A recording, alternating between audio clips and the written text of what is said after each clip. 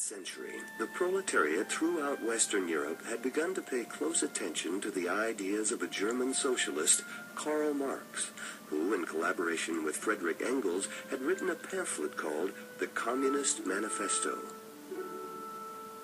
Marx argued that politics and economics were inseparably linked. He saw the history of social change as a succession of struggles between different classes in society. For example, in medieval Europe, the nobility made laws that favored their own interests. As the merchant class or bourgeoisie gained wealth and power, its members joined together to oppose laws that held them back. When the bourgeoisie demanded a voice in government, the nobility refused to surrender any power. That was the situation in France toward the end of the 18th century, when a revolution overthrew feudalism and the bourgeoisie established a pro-capitalist parliamentary government to represent its interests. Marx predicted that the next struggle for power would take place between the triumphant bourgeoisie and the proletariat, the workers who actually produced the wealth in a capitalist system. Marx believed that the bourgeoisie, like every ruling class in the past, would refuse to share power with the proletariat, and that the workers would eventually have to rebel against the bourgeoisie to gain their rights. He foresaw the end of capitalism and the beginning of a new social order called socialism, in which the workers controlled the government and the economy. Marx believed that people living under socialism would gradually learn not to be greedy and not to exploit one another. They would then be ready to live together in a peaceful world under communism, a system in which everyone would share in the world's wealth. Every able-bodied person would do constructive work, and everyone would be guaranteed food, clothing, shelter, healthcare, and education. The philosophy was summed up in the words, "From each according to his ability, to each according to his needs." Karl Marx was a German philosopher, radical economist, and revolutionary leader. He was the founder of modern scientific socialism. He played a huge role in the economic thinking of his time. His ideas, known as Marxism, are the basis of socialist and communist movements throughout the world.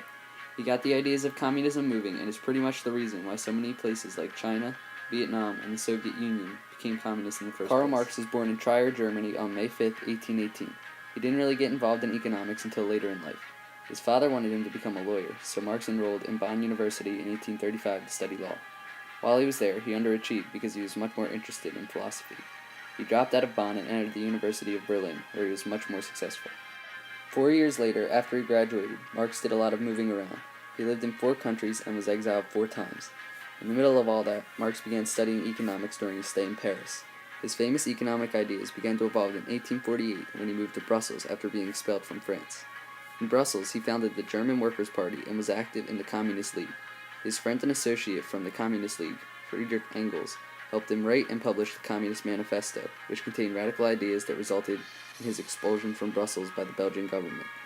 The Communist Manifesto explained Karl Marx's ideas about economics.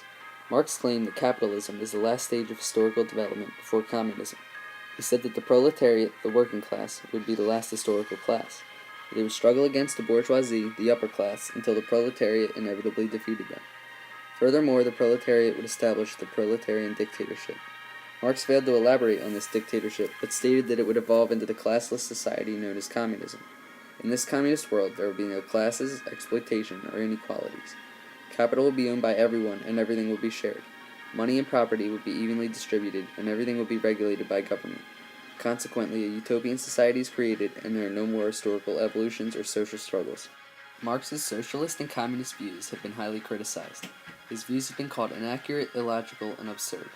Many people say that communism is destined to fail because humans are too power-hungry to exist in a perfectly equal society.